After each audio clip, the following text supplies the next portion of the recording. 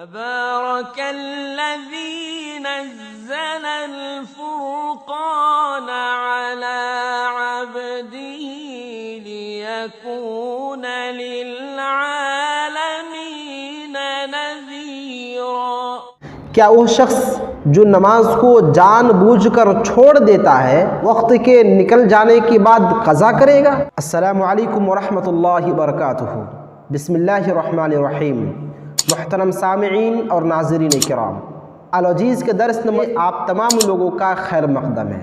سامعین کرام، آج کا سبق شروع ہو رہا ہے قضاء الفوائد، کہ فوت شدہ نمازوں کا قضا کرنا ہے یا نہیں۔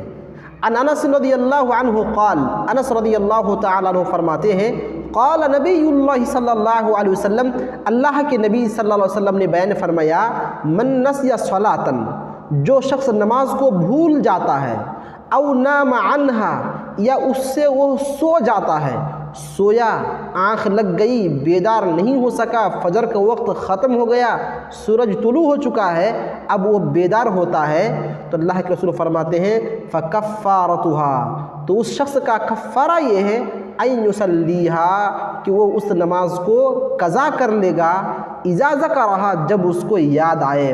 پڑھائی لکھائی کے کام میں مشغول ہو گئے یا کسی دوسرے کام میں مشغول ہو گئے، یہاں تک کہ نماز کا وقت کب ہوا اور ختم ہو گیا آپ کو یاد بھی نہیں رہا، یا آپ سوئے اور آپ نے گھر والوں کو بتایا کہ مجھے نماز کا وقت جگا دینا، جگایا پر آپ بیدار نہیں ہو پائے، الارم بجا پر آپ بیدار نہیں ہو پائے، ان تمام تدابیر اور اسباب کو اپنانے کے باوجود اگر آپ بیدار نہیں ہو پاتے ہیں، نماز پڑھنا بھول جاتے ہیں، تو پھر اللہ کے رسول فرماتے ہیں کہ اس شخص کے حق میں کفارہ یہ ہے کہ اس نماز کو قضا کر لے گا جب اسے یاد آئے گا۔ هل يقضي من ترك الصلاة عمدا حتى خرج وقتها، کیا وہ شخص جو نماز کو جان بوجھ کر چھوڑ دیتا ہے وقت کے نکل جانے کے بعد قضا کرے گا؟ ایک شخص چپ چاپ بیٹھا ہوا ہے، اس کو معلوم ہے کہ ہمیں نماز پڑھنا ہے، وقت ہوا اور وقت ختم ہو گیا لیکن نماز نہیں پڑھا، اب اس کو افسوس ہو رہا ہے کہ ہمیں نماز پڑھنا چاہیے تھا، تو یہ نماز کا قضا کرے گا یا نہیں؟ وہ مسئلہ یہاں پر بیان کیا جا رہا ہے۔ قال ابن حزم رحمہ اللہ علیہ فی المحلہ، ابن حزم رحمہ اللہ علیہ اپنی کتاب محلہ میں لکھتے ہیں کہ ان اللہ تعالی جعل لکل صلاۃ فرض وقتا، اللہ تبارک و تعالیٰ نے ہر فرض نماز کے لیے ایک وقت مقرر فرمایا ہے، محدود الطرفین، جو محدود ہے دو حصوں میں، نماز کا ایک اول وقت بھی ہے اور نماز کا ایک آخری وقت بھی ہے۔ یدخل فی حین محدود، نماز کا وقت شروع ہوتا ہے ایک محدود وقت سے، ویبطل فی وقت محدود، اور نماز کا وقت ختم ہو جاتا ہے ایک محدود اور متعین ٹائم پر۔ فلا فرق بین من صلاها قبل وقتها، تو کوئی فرق نہیں ہے اس شخص کے درمیان جو نماز وقت سے پہلے ہی پڑھ لیتا ہے، وبین من صلاها بعد وقتها، اور اس شخص کے درمیان جو نماز کو وقت کے نکل جانے کے بعد ادا کرتا ہے، لأن کلیہما صلی فی غیر الوقت، اس لیے کہ ان دونوں نے نماز کو غیر وقت پہ ادا کیا ہے، ایک نے نماز کا وقت ہونے سے پہلے ہی ادا کر لیا اور دوسرے نے نماز کے وقت گزر جانے کے بعد ادا کیا۔ اس لیے بھی کہ فإن القضاء ایجاب شرع، کہ قضا کرنا یہ شرعی واجب چیز ہوگی، شرعی چیز ہوگی، والشرع لا يجوز لغیر اللہ تعالی علی لسان رسولہ صلی اللہ علیہ وسلم، اور شریعت سازی کرنا اللہ کے علاوہ کسی بھی شخص کے لیے رسول کی زبانی جائز نہیں ہے۔ وَلَوْ كَانَ الْقَضَاءُ وَاجِبًا عَلَى الْعَامِدِ لِتَرْكِ الصَّلَاةِ، اور اگر قضا کرنا واجب ہوتا جان بوجھ کر نماز چھوڑنے والے پر، حَتَّى يَخْرُجَ وَقْتُهَا، نماز کے وقت ختم ہو جانے کے بعد، لَمَا أَغْفَلَ اللَّهُ تَعَالَى، تو اللہ تعالیٰ، وَلَا رَسُولُهُ، اور اللہ کے رسول ہم لوگوں کو غافل نہیں چھوڑتے، ذَلِكَ، اس چیز سے، یعنی صاحب کتاب بتانا چاہتے ہیں کہ اگر وقت نکل جانے کے بعد نماز کا قضا کرنا اگر واجب ہوتا، ضروری ہوتا، تو اللہ تعالیٰ اور اللہ کے رسول ہم لوگوں کو اس چیز سے باخبر کر دیتے، ولا نسیاہو، اور ہم لوگ اس بات کو بخوبی جانتے ہیں کہ اللہ تعالیٰ نے اور اللہ کے رسول نے اس مسئلہ کو بھولا نہیں ہے۔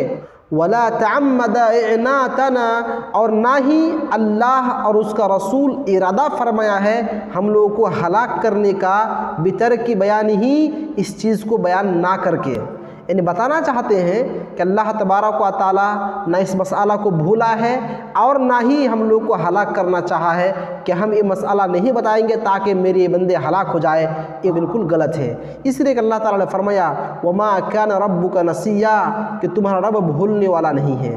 جب اللہ تعالیٰ بھولنے والا ہے ہی نہیں تو پھر اللہ تعالیٰ نے ہمیں بتایا کیوں نہیں؟ اس کا مطلب یہ ہوا کہ قضا کرنا، جان بوجھ کر نماز چھوڑ دینے کے بعد اس نماز کا قضا کرنا یہ درست نہیں ہے، اس کے لیے قضا نہیں ہوگا۔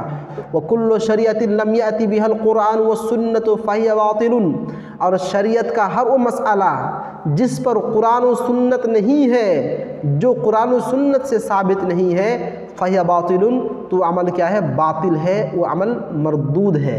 بتانا یہ چاہتے ہیں کہ اگر کوئی شخص جان بوجھ کر نماز چھوڑ دیتا ہے پھر اس کی قضا کرنا چاہتا ہے تو اس کے لیے قضا کرنا درست نہیں ہوگا، کیونکہ ایک شرعی چیز ہوگی اور یہ شرعی چیز ہم بذات خود ایجاد کر لیں اور رائج کر دیں، یہ درست نہیں ہوگا کیونکہ یہ قرآن و سنت سے ثابت نہیں ہے۔ اگر جان بوجھ کر چھوڑی گئی نمازوں کا قضا کرنا لازم ہوتا تو پھر اللہ تعالیٰ، اللہ کا رسول ہم لوگ کو ضرور بتا دیتے، لیکن اللہ نے بھی نہیں بتایا اور اللہ کے رسول نے بھی ہمیں نہیں بتایا۔ اس کا مطلب یہ ہوا کہ یہ چیز ہم لوگوں سے مطلوب نہیں ہے۔ تو پھر کیا کیا جائے گا؟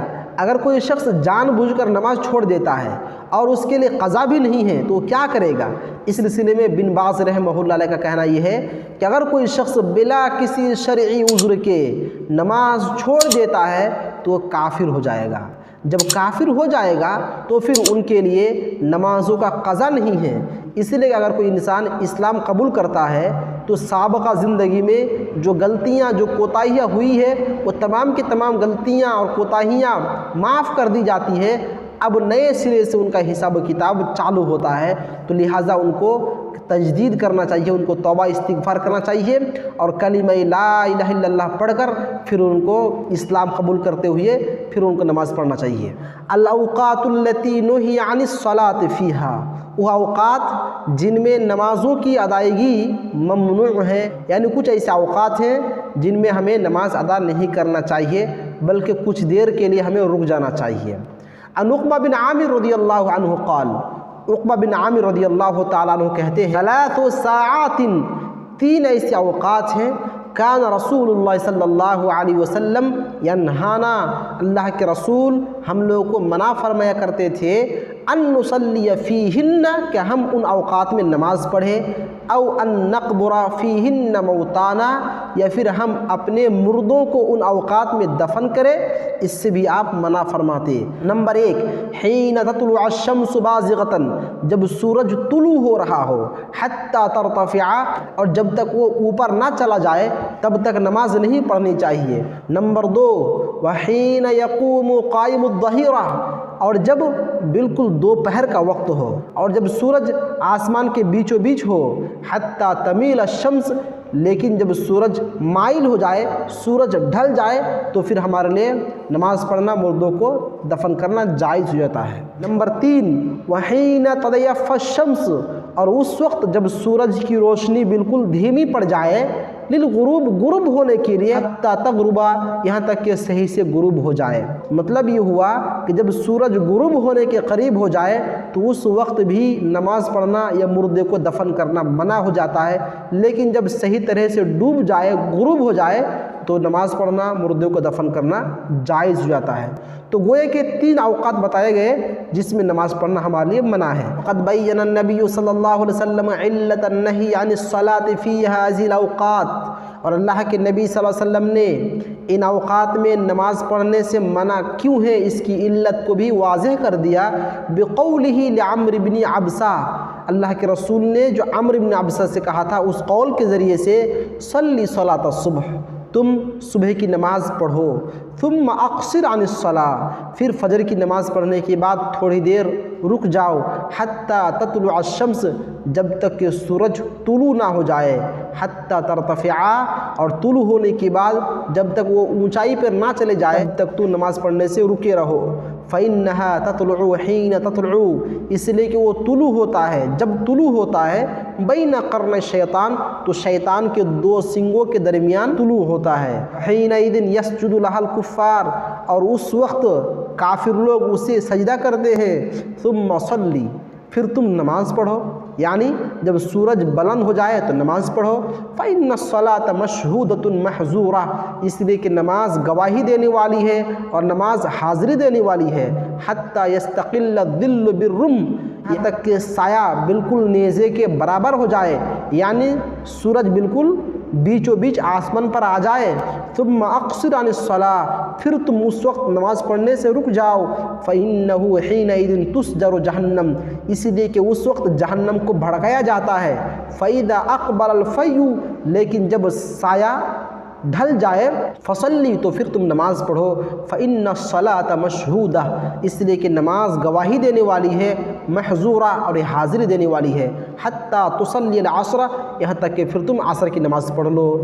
ثم اقصر عن الصلاة، پھر عصر کی نماز پڑھنے کے بعد تھوڑی دیر رک جاؤ نماز پڑھنے سے۔ حتیٰ تغرب الشمس، جب تک کہ سورج غروب ہو جائے۔ فإنها تغرب بین قرن الشیطان، اسی لیے کہ وہ غروب ہوتا ہے شیطان کے دو سنگوں کے درمیان۔ وحینئذ یسجد لها الکفار، اور اس وقت بھی کافر لوگ اس کے لیے سجدہ کرتے ہیں۔ تو گویا کہ اللہ کے نبی صلی اللہ علیہ وسلم نے نماز پڑھنے سے منع کیوں ہے اس کی وجہ بیان فرما دیا۔ اور اس حدیث پاک سے دو مزید بات ہمیں یہ معلوم ہوتی ہے جن میں نماز ادا کرنا ہمارے لیے منع ہے۔ وہ وقت ہے فجر کی نماز پڑھنے کے بعد سے لے کر سورج طلوع ہونے تک، کیونکہ اللہ کے رسول نے فرمایا صلی صلاۃ الصبح، تم صبح کی نماز پڑھ لو۔ ثم اقصر عن الصلاۃ، پھر تم نماز پڑھنے سے رکے رہو جب تک کہ سورج طلوع نہ ہو جائے۔ تو مطلب یہ ہوا کہ فجر کی نماز ہو جانے کے بعد، جماعت ختم ہو جانے کے بعد دوسری نماز نہیں پڑھ سکتے۔ اسی طرح سے دوسرا وقت یہ ہے ثم اقصر عن الصلاۃ، عصر کی نماز پڑھنے کے بعد نماز پڑھنے سے رکے رہو یہاں تک کہ سورج غروب ہو جائے۔ تو معلوم ہی ہوا فجر کی نماز پڑھنے کے بعد سورج طلوع ہونے تک نماز پڑھنا منع ہے، یہ پہلا وقت ہے۔ اور دوسرا وقت یہ ہے کہ سورج طلوع ہوتے وقت نماز پڑھنا منع ہے یہاں تک کہ سورج بلند نہ ہو جائے۔ اور تیسرا وقت یہ ہے کہ جب سورج بالکل بیچو بیچ کھڑا ہو تو اس وقت بھی نماز پڑھنا منع ہے۔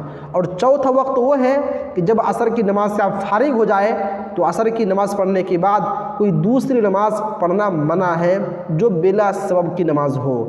پانچویں اور آخری وقت یہ ہے کہ جب سورج غروب ہو رہا ہو تو اس وقت بھی نماز پڑھنا منع ہے۔